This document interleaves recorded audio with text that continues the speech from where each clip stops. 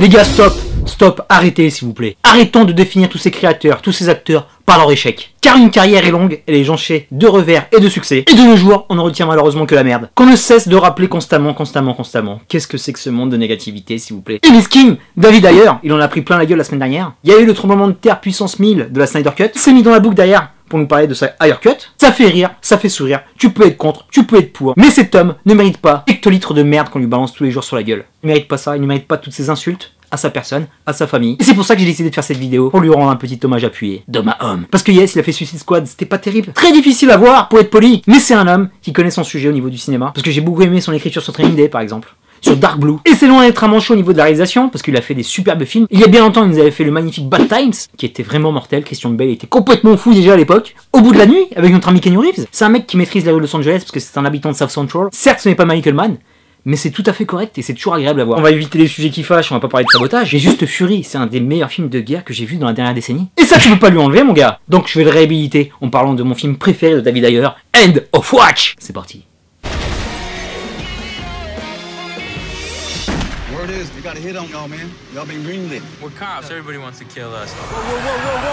Petit pitch rapide. Nos amis Brian Taylor et Mac Zavala, jeune officier zélé de la police de Los Angeles. Tu sens que les mecs ils aiment leur métier, tu vois. Patrouillent tous les jours dans les rues de South Central, le quartier le plus malfamé de Los Angeles. Leur quotidien est jonché d'agressions, de meurtres, de guerres des gangs. Et on va les suivre, caméra à l'épaule, pour nous donner un côté documentaire fiction. Et dans leur mission qui paraît banale, va t'arriver quelque chose d'extraordinaire, un trafic de clandestins, dans lequel se cache un cartel mexicain puissant, encore eux, et nos deux potes vont devenir leur cible. Pas mal de cinéastes, et d'autant plus David Ayer, tu vois que les mecs ils évoluent sans contrainte, qu'ils ont une totale liberté artistique sur ce qu'ils font, peuvent voir leur potentiel s'exprimer à fond la caisse. Et ça fonctionne à mort avec End of Watch. Il est plus dans les mains d'un studio scrupuleux qui veut faire de la maille, il est là pour nous donner une expérience. Et les images parlent d'elles-mêmes dès les premières minutes. Il y a une vraie patte graphique, et il y a un style. Le film tente des choses séquence après séquence. Ce qui m'apparaît tout de suite, c'est la façon de mettre en scène le quotidien de ces deux keufs, d'être le troisième larron qui va y vivre tout leur événement avec eux. En fait, tes yeux sont sur les épaules de ces deux gars, et tu es le témoin silencieux, et du coup partie prenante de ce tourbillon de violence. Que mon pote, ça va dépoter. Et là, c'est un véritable exercice de style. Et j'avoue, ce long métrage m'a malmené. Il a fallu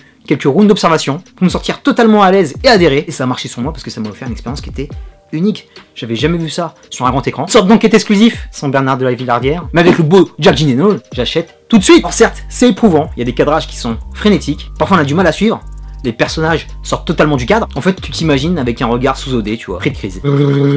Et j'ai eu deux sentiments contradictoires. J'étais quelque part le témoin privilégié qui découvrait un corps de métier qui m'est inconnu, surtout à Los Angeles. Et d'un autre côté, j'étais le témoin victime, parce que tout ce qui se passe sur l'écran, c'est assez ouf. C'est viril, mais pas très correct. L'intellect a été laissé dans le placard du vestiaire. On est dans la beaufrie totale. J'avoue, ça fonctionnait sur moi parce que je suis un gros beauf aussi. Et tu laisses aussi parler ton instinct parce que t'as envie de survivre à tout ça. Parce qu'avec toutes les merdes qui vont leur tomber dessus, tu vas t'inquiéter pour eux au fur et à mesure du film. Sur le terrain, pas de place pour la douceur. La réalisation est coup de poing. Gagne en fluidité, monte en puissance, pendant que l'intrigue avance, notamment lors des scènes intimistes, voire contemplatives, qui m'ont vraiment touché. J'étais là, j'avais une petite larme, tu vois. Et ces petits moments de souffle vont dynamiser l'ensemble. Et c'est là que tu vois que David Ayer est un bon, parce que c'est pas qu'un bourrin, il arrive à te donner un peu de cœur. Et ça c'est beau David. Les aspects extérieurs du film ne sont pas travaillés, il n'y a aucune recherche d'esthétique, on prend la lumière naturelle de la nuit ou du jour, un peu comme sur cette chaîne, et on est constamment à la recherche d'authenticité, de la vie de tous les jours. C'est un véritable parti pris courageux, on ne peut qu'admirer, surtout avec les films qui sortent de nos jours. Là encore, c'est un peu en dessous de ce que propose Catherine Bigelow par rapport à Des mineurs et encore plus Détroit, mais c'est franchement réussi, parce qu'on arrive à saisir le message pour mieux embrasser le récit. La nouveauté, c'est vraiment de prendre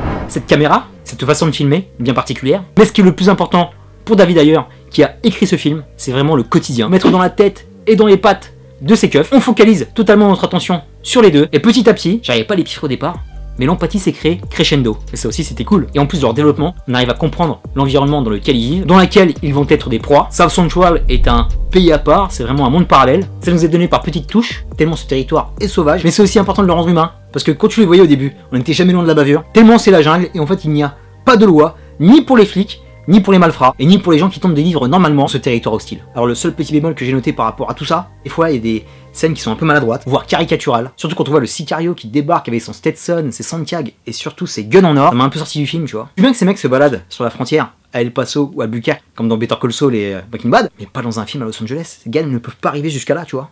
Sinon ils sont tricards. Hormis cette scène, l'équilibre est assez respecté parce qu'on n'entend jamais dans le grotesque, et l'essentiel du message que veut nous restituer David Ayer passe vraiment bien. Je t'avais dit que c'était un bon, fallait écouter mon gars. Et autre chose qui m'a touché, mon petit cœur d'humain, c'est vraiment le côté intimiste qui nous est vraiment bien diffusé. Les officiers Taylor et Zavala nous donnaient de la vraie tranche de vie. Ce ne sont pas des chevaliers blancs, ce ne sont pas des super flics, ce ne sont pas des keufs corrompus ou pourris, ce sont juste des êtres humains faillibles qui tentent de faire leur boulot avec les moyens du bord. Dans une ville incontrôlable, tellement elle est scindée avec des quartiers qui sont des villes dans la ville, avec une politique policière qui doit être difficile à mettre en place, pas besoin de l'expliciter, avec des rapports hiérarchiques lourds, on arrive à le comprendre facilement. Les dialogues ne volent pas très haut, c'est pas des phrases philosophiques, mais ça sonne terriblement vrai. Ayers vise l'efficacité. Tout ça, ça va impacter la tension et tous les moments de violence qui en deviennent que plus stressants et savoir s'ils vont survivre pendant leur patrouille d'officiers zélés. Jusqu'à ce final, mon pote, tu as l'impression que tu vas te prendre des balles dans la gueule. J'étais carrément sous le siège en train de me planquer. Bref, David, merci, c'était vraiment excellent. Parlons des acteurs. Ces mecs, on les présente plus. Ils ont vraiment un grand talent. Que ce soit Michael Peña ou Jack Gyllenhaal. Parfaite alchimie tout le long du film, qu'ils vont porter à bout de bras, tout en restant eux-mêmes. Ils sont hyper complémentaires, de physiques différents, de façon de voir les choses aussi différents au niveau de leur personnage. Et ça fonctionne, que ce soit au niveau des regards, que ce soit au niveau des confidences échangées, que ce soit sur les divergences de points de vue. Ils agissent comme toi et moi quand on parle à nos potes. Et c'est là que tu es avec eux, c'est là que la magie prend. Jake démonte comme à l'accoutumée. Il livre toujours ses prestations qui sont habitées. Et Michael Peña ramène cette petite étincelle du pote qu'on a envie d'avoir, qui va te dire tes 4 vérités même si elles font mal. Toujours présent, toujours fidèle. Il est là dans les bons et les mauvais moments. C'est là que ça va me donner beaucoup d'émotions par rapport à tout ce qui va se passer. Je te raconte pas. Et il y a aussi l'implication des femmes qui est vraiment sympa. J'ai vraiment kiffé encore le rôle d'Anna Kendrick. Elle passe à chaque fois. Le couple et les femmes avec Jack Gyllenhaal est tellement authentique aussi. Quand tu les regardes, t'as envie de te remarier chaque week-end. Et la petite scène où ils prennent la route quand ils quittent Los Angeles et quand ils rappent sur Cameron. Et quel pied, mon pote.